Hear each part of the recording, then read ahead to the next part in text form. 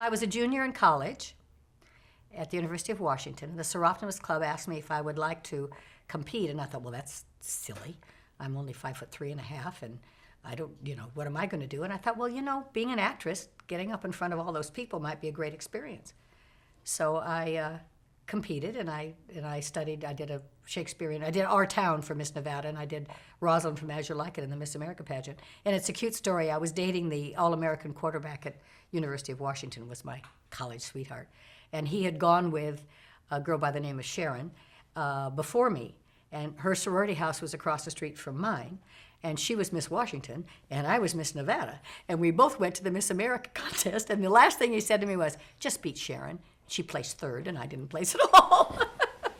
What was it like on that show? I mean, it was televised, it was huge. Bert Parks was there. Yeah.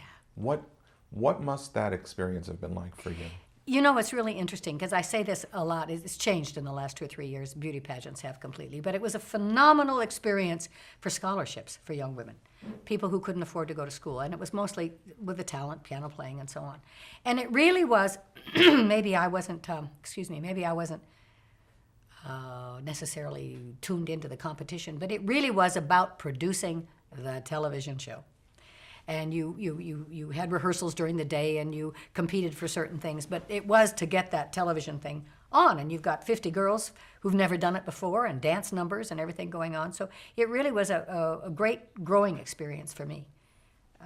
And I found after the first 3 or 4 interviews in Los Angeles, after I said that I had been Miss Nevada, I just stopped saying it completely, because I think at that time most people thought, well, she's a beauty contest winner, and she thinks she's pretty and she can get in the movies, and then that I was much more well-trained than trying to rely on what you look like. So I stopped saying that I was Miss Nevada. And yet so many really good actresses who are known to us have come out of the Miss America pageants, and long before you, Lee Merriweather, and obviously and Marianne Mobley. The year before you. Yes. God help us, Anita Bryant. Yes. Susan Anton, some 10, 12 years later.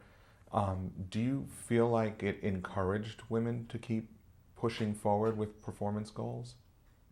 Well, I think that if you have a talent, excuse me, if you have a talent that is acceptable in a pageant, whether it's piano playing or dancing or whatever, I think some of the times you have to manufacture a talent.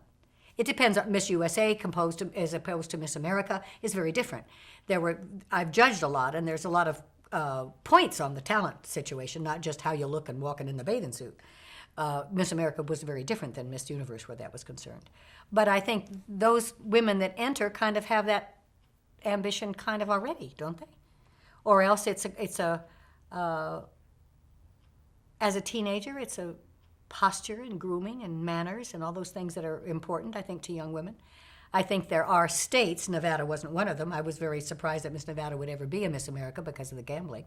But I think there are a lot of states that groom the girls, like Miss Texas and Miss California. They start at 12, all those young pageants. Miss Nevada didn't have that then. It was very different.